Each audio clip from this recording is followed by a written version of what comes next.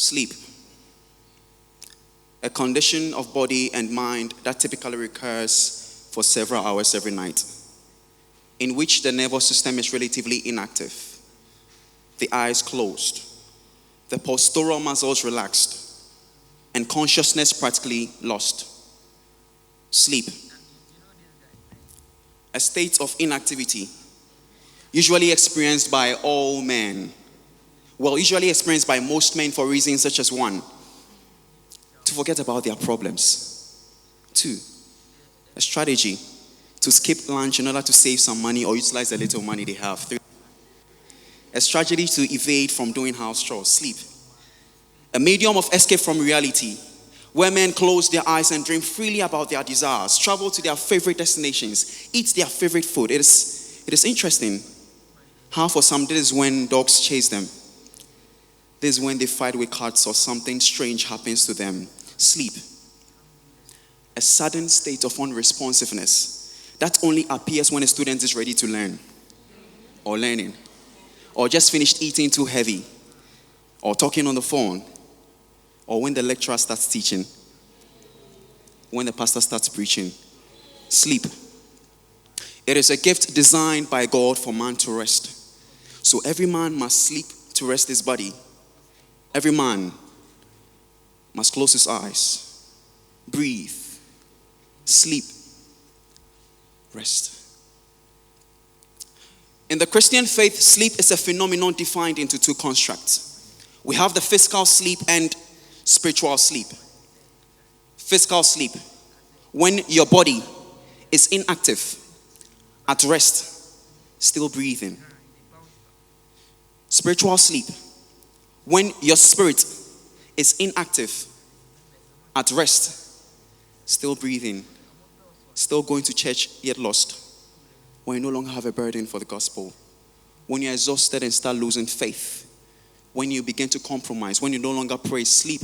It began the moment you turned back to sin and became stiff, frozen. Your eyes now melt into tears, wondering how you lost your passion and purity for God. You only breathe. You only sleep. Sleep.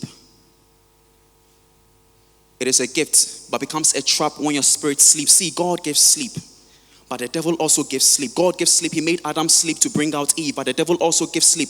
In fact, the greatest danger that a man usually faces in the spiritual world is what happens when he sleeps. Many disastrous events in the Bible and in history occurred while men slept. In the Bible, while men slept, the Medes and Persians entered and conquered Babylon, and Belshazzar the king was slain.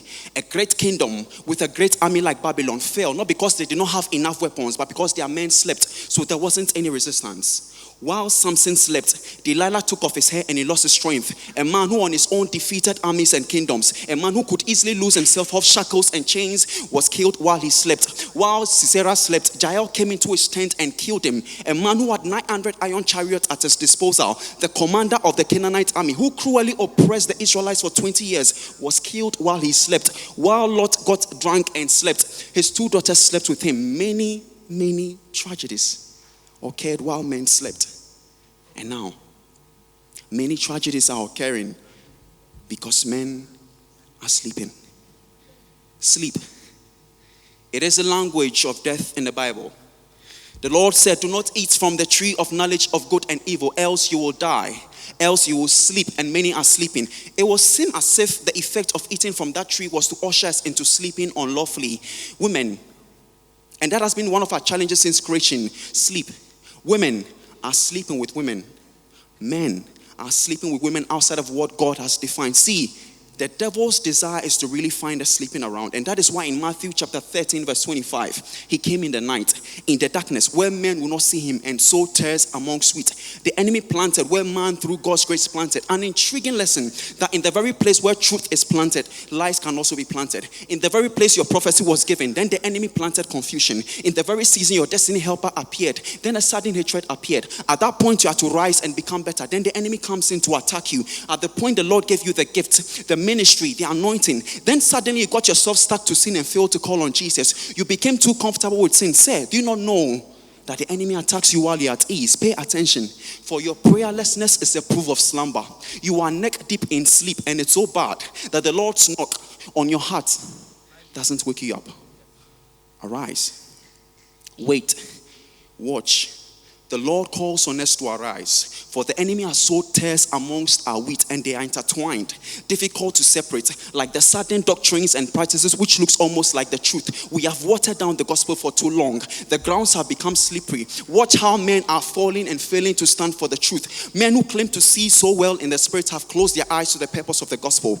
If the Lord has not made us blind, then why do we stick to walking in the spirit without light, his word? It's fine. You are able to prophesy with your eyes closed, but tell me really, how do you even see in the spirit? Tell me, how do you hear if you're sleeping? Arise, church. The Lord calls on us to arise. Awake, thou that sleepest. Awake from thy slumber.